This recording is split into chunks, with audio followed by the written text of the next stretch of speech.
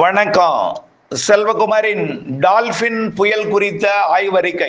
இந்த புயல் குறித்த ஆய்வறிக்கையை சமர்ப்பிக்கப்படுவதற்கான காரணம், நீண்டகால வானிலை ஆய்வறிக்கையில பசிபிக் பெருங்கடலின் மத்திய பகுதியில அடுத்தடுத்து சூப்பர் புயல்கள் உருவாகி சீனாவை தாக்கும் என்று சொல்லியிருந்தோம். மிக மெல்ல நகரும் புயலாக மிக மெல்ல தீவிரமடைந்து மிக மெல்ல செயலிழந்து நின்று நீடித்து வாரக்கணக்கில் வெள்ளப்பெருக்கை ஏற்படுத்த போகிறது டால்பின் புயல்.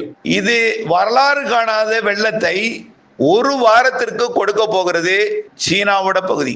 அடுத்த வாரம் திங்கட்கிழமை தான் சீனாவோட தலைநகர் பகுதியை தொடும். ஏற்கனவே ஜப்பான் பகுதிக்கு காற்றுடன் கூடிய மழைப்பொழிவை கொடுத்து தற்பொழுது காற்று பாதிப்பை குறைத்து கொண்டு அதீத வெள்ளப்பெருக்கை தொடக்கி இருக்கிறது. இது மெல்ல நகரும் நிகழ்வாக ஒரு வாரத்திற்கு மேல் சீனாவில் நகர்ந்து அடுத்த வாரம் அது தென்கொரியா வடகொரியா பகுதிக்குள் வெள்ளப்பெருக்கை ஏற்படுத்தும் வகையில வடக்கு நோக்கி பயணிக்கும் என்று எதிர்பார்க்கப்படுகிறது. இந்த நிகழ்வு செயலிழந்த பிறகு புதிய நிகழ்வு அடுத்தடுத்து தென்சீன கடற்பகுதியை நோக்கியும் சீனாவின் தெற்கு பகுதியை நோக்கியும் வர தொடங்கும்.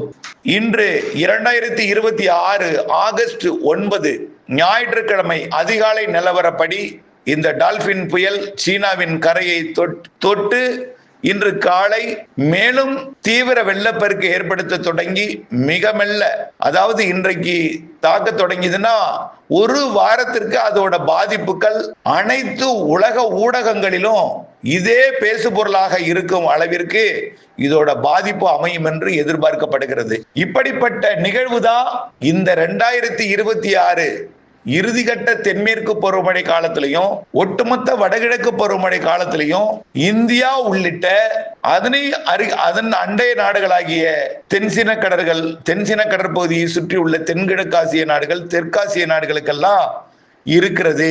குறிப்பாக Vietnam, Cambodia, Laos, Thailand, Myanmar, அடுத்தது வடகிழக்கு பருவமழை காலத்துல சிங்கப்பூர், மலேசியா, அதே போல் இலங்கைக்கும் இந்தியாவுக்கும் அதிக மழைப்பொழிவு இந்த ஆண்டு வடகிழக்கு பருவமழை காலத்துல கொடுக்க போகிறது. இந்தியாவிலை பொறுத்த வரைக்கும் தென்மேற்கு பருவமழை காலத்துல இறுதி கட்டத்துல தென் மாநிலங்களுக்கு அதிக மழைப்பொழிவை கொடுக்க போகிறது. கணிப்புக்கு மீறி, அதாவது ஒரு வாரம் தான் மழை பெய்யும் நினைப்போம், அது தொடரும்னு நாம் மாதங்களையும் நாள்களையும் வானிலை ஆய்வு நிறுவனம் இழுத்து கொண்டே போகும். ஆக மழை பொழியும் நாட்கள் இந்த ஆண்டு அதிகமாக இருக்கும், இடைவெளி நாட்கள் குறைவாக இருக்கும். உண்மையை சொல்ல போனால் இந்த 2026 வடகிழக்கு பருவமழை காலத்துல மிக பழமையான ஆண்டுகள்ல எப்படி இருந்திருக்கும், மழை இருந்து கொண்டே இருக்கும், பாசி படியும் அளவிற்கு, ஈரம் காயாத அளவிற்கு மழை இருந்து கொண்டே இருக்கும். அதே போல இந்த ஆண்டு பாசி படரும் அளவிற்கு தொடர்ச்சியான மழைப்பொழிவுகள் இருந்து கொண்டே இருக்கும். மிக மெல்ல நகரும் நிகழ்வாகவும் நீடித்து நின்று செயலிழக்காமல் ஊசி போல் ஆணித்தனமாக பயணிக்கக்கூடிய சிறு நிகழ்வுகளும் இந்த ஆண்டு இருக்கும் என்று கணிக்கப்பட்டிருக்கிறது. இது வழக்கமாக தென் மாவட்டங்களின் கடலோர பகுதிகளுக்கு மட்டுமே வழக்கமாக அதிக மழைப்பொழிவை வடகிழக்கு பருவமழை தந்திருக்கிறது. இந்த ஆண்டு தென் மாவட்டங்களின் மேற்கு தொடர்ச்சி மலைப்பகுதிகளாம் நாலுமுக்கு, ஊத்து, காக்காட்சி உள்ளிட்ட பகுதிகள் தொடங்கி வால்பாறை வரைக்கும் உள்ள மேற்கு தொடர்ச்சி மலைப்பகுதிகளுக்கு அதிக மழைப்பொழிவு தெரிகிறது. தென் மாவட்டங்களுக்கும் டெல்டாவிற்கும் தெரிகிறது, வடகடலோரத்துக்கும் இருக்கு. வடகடலோரத்தை விட டெல்டாவிற்கு கூடுதல். ஆரம்ப கட்டத்தில் வடகடலோரம் இருக்கும், படிப்படியாக டெல்டா தென்கடலோரத்திற்கு மழை அதிகமாகும். கிருஷ்ணகிரி, நீலகிரி வரைக்கும் மழை எட்டு பிடித்தாலும் கிருஷ்ணகிரி, நீலகிரிக்கு சராசரி மழையும் கிழக்கே வர வர சராசரிக்கு கூடுதலும், தென்கிழக்கே போக போக இலங்கை சுற்று வட்டாரத்தில் இருக்கக்கூடிய அந்த இலங்கை ஒட்டி, இலங்கை கடற்பகுதியை ஒட்டி இருக்கக்கூடிய பாக்ஜலசத்தை ஒட்டி இருக்கக்கூடிய மன்னார் வளைகுடாவை ஒட்டி இருக்கக்கூடிய மாவட்டங்களுக்கெல்லாம் அதிக மழைப்பொழிவை தரும். இதற்கு உதாரணம் தான் இப்பொழுது பயணித்துக் கொண்டிருக்கூடிய, சீனாவை கடந்து கொண்டிருக்கூடிய மிக நல்ல நகரும் டால்பின் புயல். ஆனால் காற்று பாதிப்பு பெருசா இருக்காது. காற்று பாதிப்பை விட வெள்ள பாதிப்பு அதிகம் தரும் என்பதற்கு தான் இந்த உதாரணம். ஆக பொறுத்திருந்து பாருங்கள், சீனா எப்படிப்பட்ட ஒரு பாதிப்பை சந்திக்க போகிறது. சீனாவோட தலைநகர் பீஜிங் கூட இதில் பாதிப்பை ஏற்படுத்தும். ஒரு சில அணைகள் கூட உடைப்பெடுக்கலாம் சீனாவில். சீனாவின் கடலோர பகுதிகளில் இருக்கக்கூடிய பகுதி கூட தாக்கு பிடிக்கும், வடிந்து விடும். உள்ளே போய் அதிக மழைப்பொழிவை கொடுக்கும் பொழுது சில அணைகள் கூட உடைப்பெடுக்கும் வகையில் சீனாவிற்கு அச்சுறுத்தல் இருக்கிறது என்பதையும் தெரியப்படுத்த விரும்புகிறேன். இதனைத் தொடர்ந்து அடுத்த புயல் பார்த்தீங்கன்னா தாய்வானை தாக்க போகுது.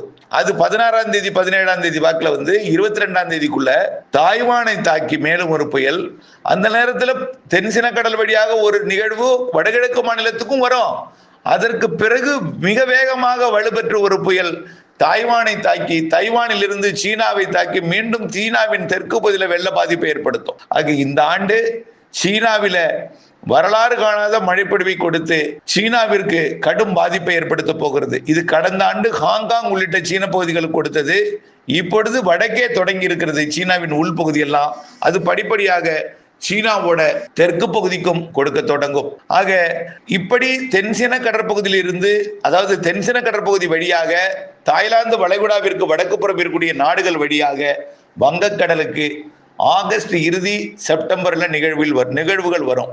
வங்கக்கடலுக்கு நேரடியாக, அதாவது தாய்லாந்து வளைகுடா வழியாக தாய்லாந்து வழியாக நேரடியாக வங்கக்கடலுக்கு அக்டோபர் மாதம் 15 தேதியில நேரடியாக வலுவான நிகழ்வாக தெற்கு ஆந்திர பிரதேசத்திற்கு வடகிழக்கு பருவமழை போலவே தமிழ்நாட்டிற்கு தென்மேற்கு பருவமழை இறுதிக்கட்ட 15 நாள் கொடுக்கும். அதற்கு பிறகுதான் வடகிழக்கு பருவமழை தொடங்கும். தற்பொழுது காட்டப்பட்டிருக்கூடிய எல்னினோ வரைபடங்களுக்கும் நாம் அனுப்பியிருக்கூடிய இதுல பதிவேற்றம் செய்திருக்கூடிய கடல் வெப்ப வரைபடங்களுக்கும் கடுமையான ஒரு மாறுபாடு இருப்பதை நீங்கள் உணர்வீர்கள். ஆக ஆசியா பக்கம் வெப்பம் இருக்கிற காரணத்தினால்தான் ஆசியாவை நோக்கி புயல்கள் வருகிறது, குறிப்பாக சீனாவை நோக்கி புயல்கள் வருகிறது. இதை நாம நீண்ட கால அறிக்கையில சொல்லியிருந்தோம். கடுமையாக வறட்சி, கடுமையான ஒரு அச்சுறுத்தல், உயிர் சேதத்தை ஏற்படுத்தக்கூடிய அளவிலே எல்னினோ, சூப்பர் எல்னினோ என்ற அச்சுறுத்தல் எல்லாம் கொடுக்கப்பட்டிருக்கிறது, இன்னும் கொடுக்கப்பட்டு கொண்டிருக்கிறது. ஆனால் யாரையும் மனதை புண்படுத்தவில்லை.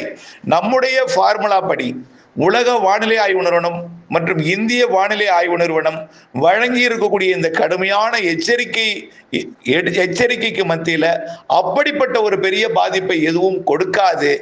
மழைக்குத்தான் நாம் முன்னெச்சரிக்கை எடுக்கும் வகையில் வரக்கூடிய வடகிழக்கு பருவமழை காலத்திலையும் இறுதிக்கட்ட தென்மேற்கு பருவமழை காலத்திலையும் நாம அறுவடை உள்ளிட்ட நேரங்கள்ல பாதிக்கும் மழை பொழிவு இருக்க போகிறது என்பதையும் தெரியப்படுத்த விரும்புகிறேன். ஆகவே El Nino, super El Nino, Godzilla El Nino போன்றவற்றெல்லாம் மனதில் போட்டுக்கொண்டு அச்சப்பட்டு கொண்டிருக்கக்கூடிய விவசாயிகளே, தயவு செய்து வானிலை அப்டேட்ஸோட இணைந்திருங்கள். வரக்கூடிய செப்டம்பர் அக்டோபர்லாம் நல்ல மழை காத்திருக்கு. இப்பொழுது பெய்து கொண்டிருக்கூடிய இந்த வெப்பச்சலன இடிமழை பிடிவு ஒதுக்கி எல்லா மாவட்டங்களுக்கும் கொடுத்து கொண்டே இருக்கும். ஆகஸ்ட் 16க்கு பிறகு மேலும் தீவிரமடையும், ஆகஸ்ட் 18க்கு மேல் மேலும் தீவிரமடையும், 20க்கு மேல் மேலும் தீவிரமடையும். பிறகு தென்மேற்கு பருவமழையுடன் இணைந்து வெப்பச்சலன மழை தமிழ்நாட்டில் பொழியும். செப்டம்பர் அக்டோபரில் அதிக மழை இருக்கிறது என்பதையும் நினைவில் கொண்டு தொடர்ந்து வானிலை அப்டேட்ஸோட இணைந்திருந்து தங்களுடைய சந்தேகங்களை வானிலையோடு இணைந்திருந்து கேட்டுணர்ந்து தீர்த்து கொண்டு அச்சமில்லாமல் நிம்மதியாக தங்களுடைய விவசாய பணியை மேற்கொள்ள கேட்டுக்கொள்கிறேன். ஆனால் மழை நாம் நினைக்கும் பொழுது பொழியாது. அது பொழியும் பொழுது நாம் சேமித்து வைத்து தேவைக்கேற்ற பயன்படுத்தி கொள்ள வேண்டும். பெய்யும் மழை ஒரு மாதத்தில் பெய்ய வேண்டிய மழை ஒரே நாளில் கொட்டி தீர்த்து விடும். ஆகவே ஒரே நாளில் கொட்டி தீர்ப்பதை நாம் மாதம் முழுவதும் பயன்படுத்தும் வகையில சேமித்து அதற்கேற்ப திட்டமிட்டு பயன்படுத்துவதற்கு நாம் எதிர்காலங்களில் நாம் தயாராக இருக்க வேண்டும் என்பதுதான் நம்முடைய மீண்டும் தெரிவிக்கக்கூடிய நம்முடைய ஆய்வறிக்கையின் முடிவாகவும் தகவலாகவும் இருக்கிறது. தொடர்ந்து வானிலை அப்டேட்ஸோட இணைந்திருந்து வானிலை அறிந்து விவசாயம் செய்ய அன்போடு கேட்டுக்கொள்கிறேன். நன்றி.